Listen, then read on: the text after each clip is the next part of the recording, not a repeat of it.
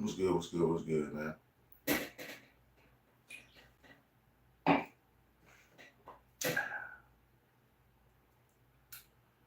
Right now, I want to talk about Lil Jamar. Lil Jamar.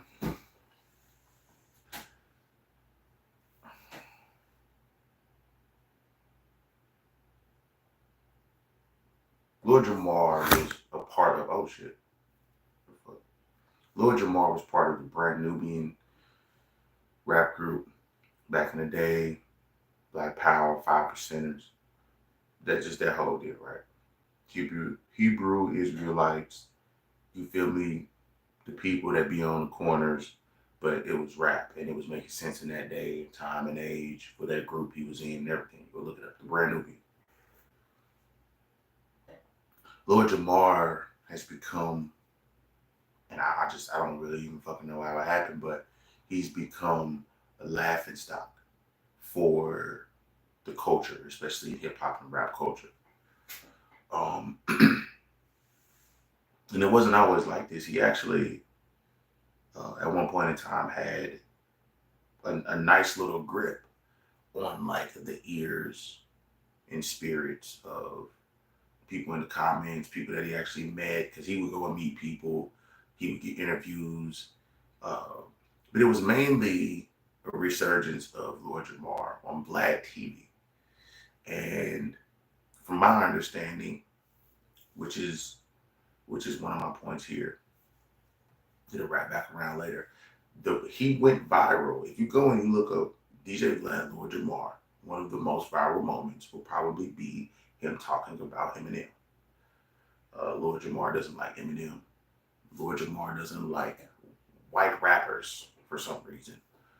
If you can put some words together and you're not using Chat GPT, right, or something, just an AI to do it, then hey man, more power to you because it should come from here to be pure. People can tell the difference really. Um, so Lord Jamar was taken up for, at least people seeing it as such. Lord Jamar stood for hip hop rap, the purity of it, trying to protect that last little bit of blackness, I guess, that he felt like we had in the community. You know what I'm saying? AM was good. So he was seen as somebody who appreciated hip hop rap, came from a group that pushed that shit. Public Enemy, NWA. Like he was in that whole thing. He was a '90s rapper. He was in that era. He grew up in that era. He's influenced by people in the '80s and '70s, like people who did rap, people who did music. So this was one of those things that, like, you feel what I'm saying? This was one of those things. It was one of those things. Gucci bag. What's up with the Gucci bag? Y'all like the Gucci bag for some reason. What's going on? When y'all want it or something?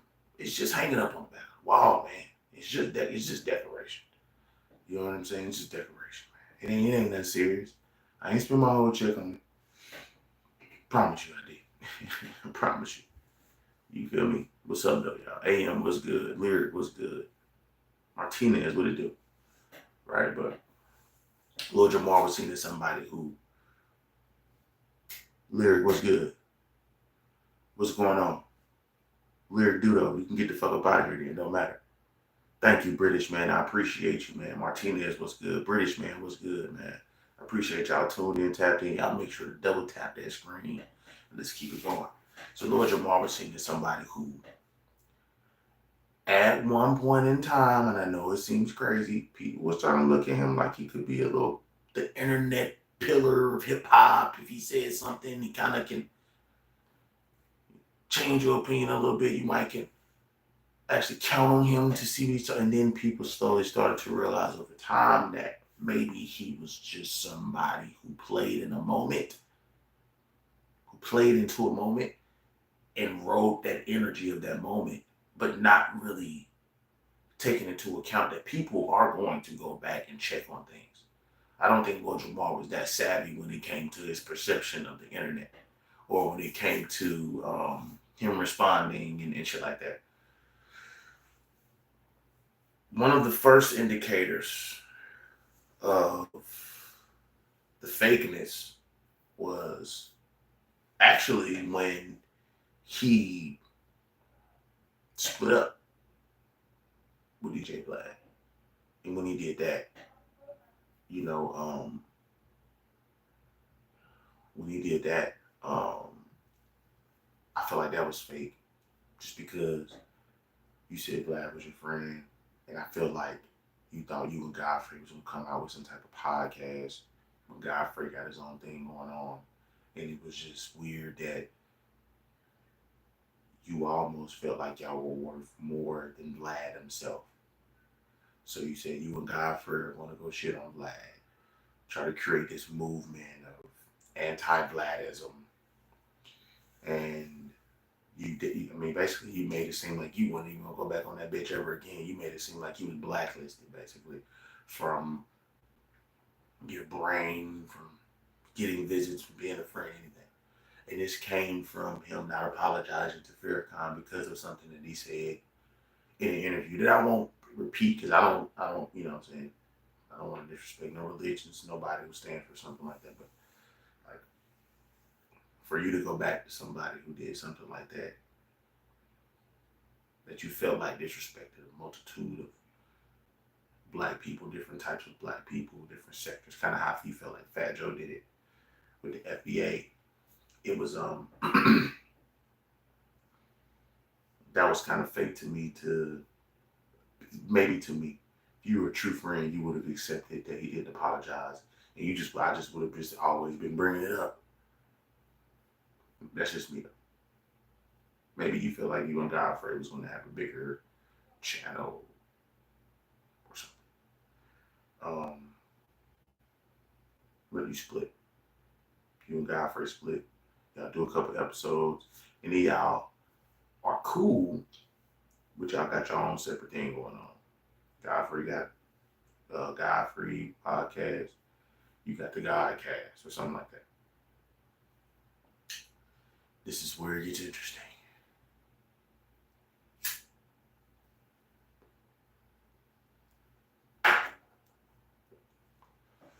One day, because I might be getting it chronologically wrong, but one day you said something about like flat Earth and like how the world works, how it spins. Just your view on why it's flat. I'm not with or against it. What I am against is you trying to make somebody who is knowledgeable on that shit seem dumb as you. So, Godfrey, which I do believe him. I don't know Godfrey from a can of paint. But it seems like he's been in the industry long enough where somebody would have something to say about it. And he said he called you. And he said,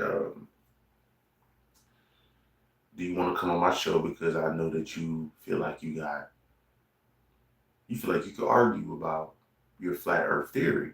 This is what Godfrey is saying. Like, hey, if you want to go ahead and come on up here, we'll try to get somebody, like on some Neil Tyson type shit, right? And get somebody in that realm, and we'll get them, and you can debate them, and then we'll go from there. And Lord Jamar said, cool.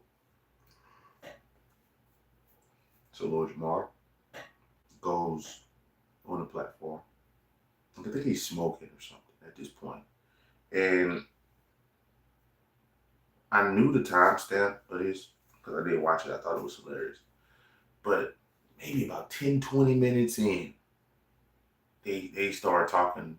Well, maybe it was a bit longer, but I know for damn sure he was smoking. Dude started to ask him questions about definitions of words. And that's when I seen Lord Jamar's anger started to take over more so than the knowledge. Because people get mad when you make them feel dumb, especially when they feel like they're smart in this subject. That's what it is. Now, unless somebody's a know-it-all, right? I don't like know-it-alls. If you know more than me, that's totally fucking fine. If you are sarcastic and a bit condescending with that shit. You're a bitch because you could actually help me instead of trying to shit on me. That's just what it is, right? I don't give a fuck about none of this shit, right? So, Lord Jamar, I think dude might have been a part of the LGBTQ community, right? Or at least Lord Jamar felt like it because he was saying certain slurs, certain things that I'm not gonna repeat, but he basically made it clear like, oh, I don't give a fuck about this argument, kind of like that no more.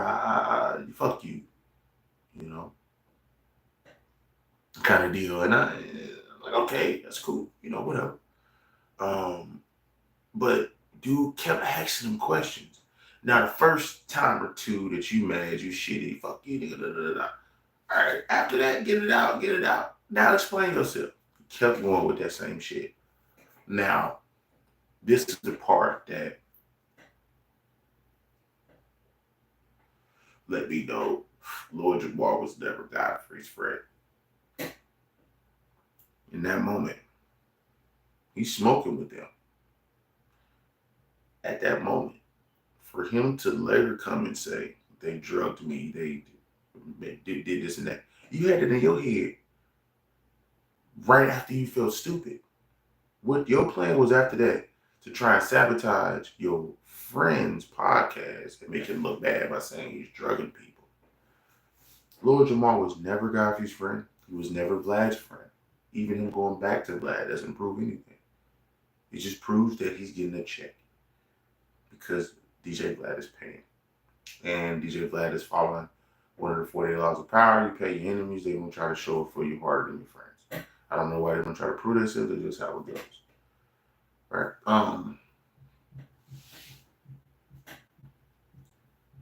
I think that Lord Jamar showed his true colors once he was saying derogatory names on a debate that is supposed to be showing you the power of knowledge and just debating knowledge and seeing where you can go from here. Because I feel like knowledge is supposed to just go down straight to statistics and ideologies, and you have to have a certain ideology that you can back that with. You can't back an argument with no ideology with facts because it's just you're not gonna go nowhere with it. But so I think that kind of showed his true colors. Then after he got off that stream, that podcast episode, he left abruptly. And he went straight to his shit. He was saying stuff like I said, he drugged me, this and that. Now this is Godfrey's podcast, and I forgot his friend and the other guy. But they all were there. Now, Godfrey at first Lord Jamar at first told Godfrey, as a friend, which I don't think he was a friend anyway, but as a friend, he said, hey man, could you please delete that for me? Could you delete that for me? Because it makes me look like something I'm not. And I felt like y'all set me up. That's what he said. Well, to be honest, I don't think he said I feel like y'all set me up. Because I don't think Godfrey would have deleted it. I think he just told Godfrey, like, man, as a friend, man, that shit gonna make me look bad, man. Could you take it down to this and that? He was like, okay, cool, I'll take it down as a friend. That's how you feel, but whatever, right?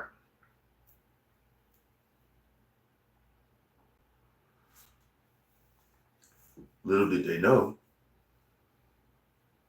forgot the guy's name, but the professor, the white guy who was there, the only white guy there, he recorded the whole thing on his side. So he had the whole episode recorded on his side, on his end. So he put it out, especially after he probably heard the rumor mill that Lord Jamar asked Godfrey to delete the episode of that part, edit it out some kind, because it made him look bad. And this is the instance when Lord Jamar could have recovered. For me, he could have recovered. Because all he had to do was sit in front of the camera and say, hey guys, I was a little high. Didn't really do too much research. I thought we was just going to have a more of a casual, surface level conversation about it.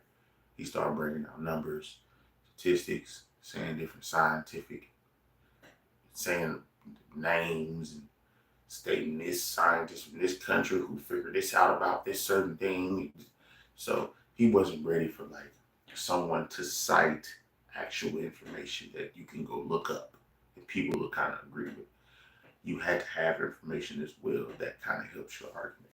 So I don't think Lord Jamar was really planning to. For me looking back on it, I don't think he was really planning to like argue with a professional. I think he was ready to plan. I think he was ready to argue with somebody who was on his level of the knowledge.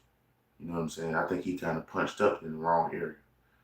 I think Lord Jamar made a mistake and he punched up in the wrong area. You know. Now don't get me wrong. I don't mind a black man trying to show you that he's knowledgeable, smart, intelligent, or has confidence in a certain niche genre of information. But like when you can't prove it beyond whatever you're saying, it's just surface level shit, man. You're not trying to think deeper or go deeper about it, so you're going to get embarrassed. And the dude had books behind him, and he had a blunt in your mouth. So that was a dead giveaway right there that you was in trouble. And I think that when dudes start asking you about the definition of words, it's when you really get mad because you really feel like he was trying to insult your intelligence.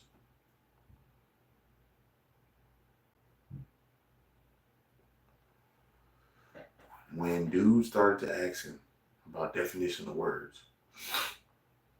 Lord Jamar literally said, "Man, fuck the word, fuck the definition." Da, da, da, da. I'm like, what are you? So you lost all credibility.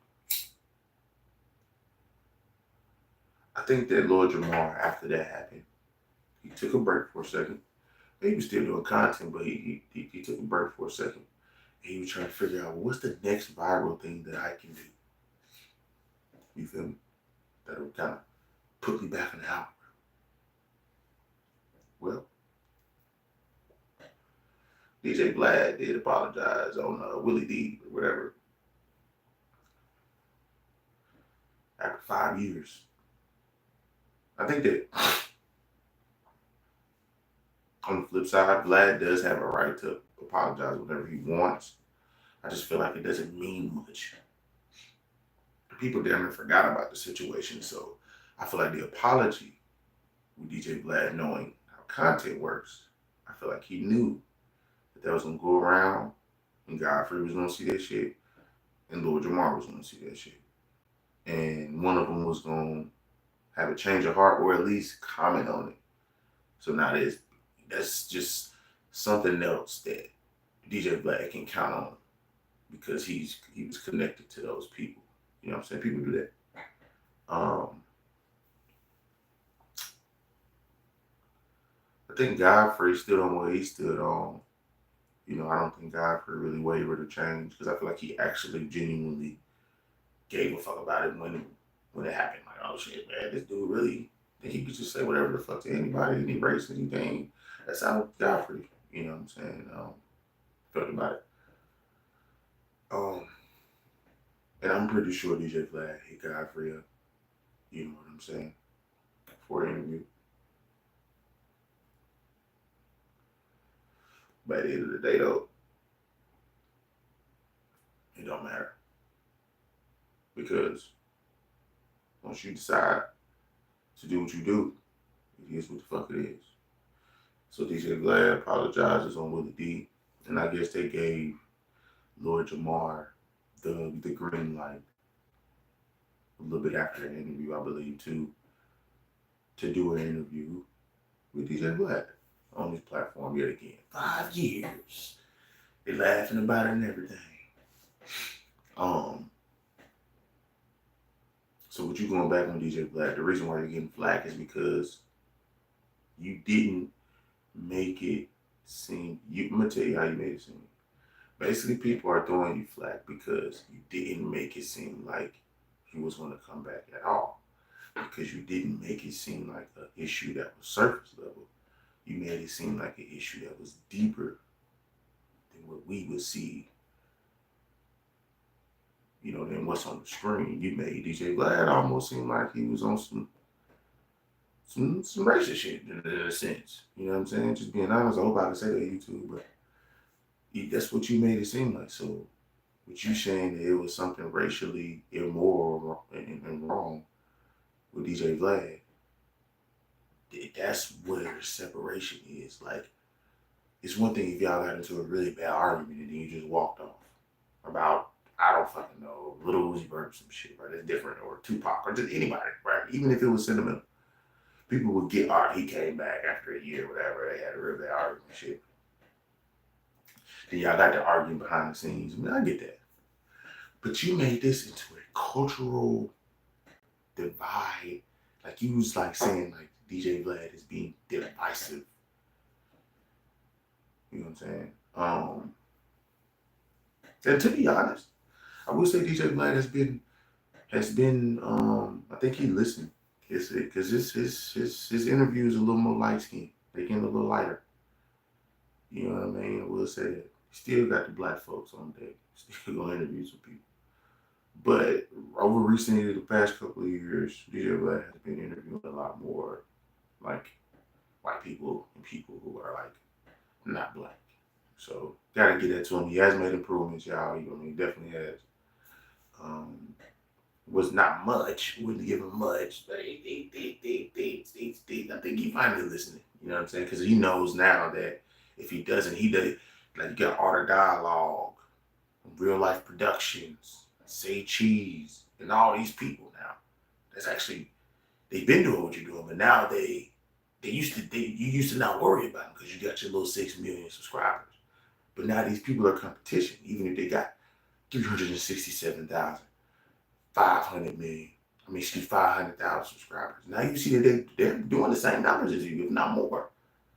Somebody's doing better than you right now with less subscribers than you. So you know, and you see that once a motherfucker get to your level, they're gonna be doing billions, right? But you are starting to conform to what people are saying a little bit more. That's why you even let niggas you don't even like on your fucking show now, because you know you just need numbers coming in, because it's looking. Over time, Vlad has been going down, so he has to find spikes to interest people again. He has to get people to say certain shit again. Boosie ain't been on there in a while, I don't think. So unless I ain't been watching, Boosie ain't been on there, so there ain't been no exciting shit. And the last time Boosie was on there, it didn't even seem like Lil Boosie wanted to be on Vladtv. So what's the next best thing? Let me go get somebody who I kind of don't like, but we can talk through it and we can do business. And then that's what happened. And it made a moment. I even watched a couple of clips, but it just looks like Lord Jamar is a whore for cash or attention or both. And he went on his live, I think, and he was like, well, he did apologize, but it's like you're rewriting history because the way he did it and everything, you still didn't agree with it. You still didn't agree with it, and you kind of said he didn't apologize. You just said he apologized for like what he said, but not the Farrakhan, some shit like that. So it was still some type of, you kind of sold yourself out a little bit. You kind of a sellout on this one, just a little bit. Yes, you do have, especially after 5 years, you do have your own mind, right? You do have a right to process how you feel about what somebody did to you, right? But you can't lie, sit here and say the shit that you was stating because you was definitely talking about boycotting the nigga. You get what I'm saying? So it's like, I don't know. I wouldn't let you back on my platform. Being real, like, being honest, but that's just me though. Maybe I'm looking at it wrong. Or maybe I'm feeling the type of way that I shouldn't, whatever the fuck, but I don't know, at the end of the day, man, it is what it is. Y'all make sure to check out the channel, man. I'm about to get the fuck up out of here. I just wanted to go live and talk about this. Y'all let me know how y'all feel about people who stand against something and then later on in life, you see them going with that exact agenda or aligning themselves, being adjacent to that entity, being like next to it when they said they wouldn't even touch it. They wouldn't even want to be near something that's the same, whatever. Right? So yeah, let me know in the comments, man.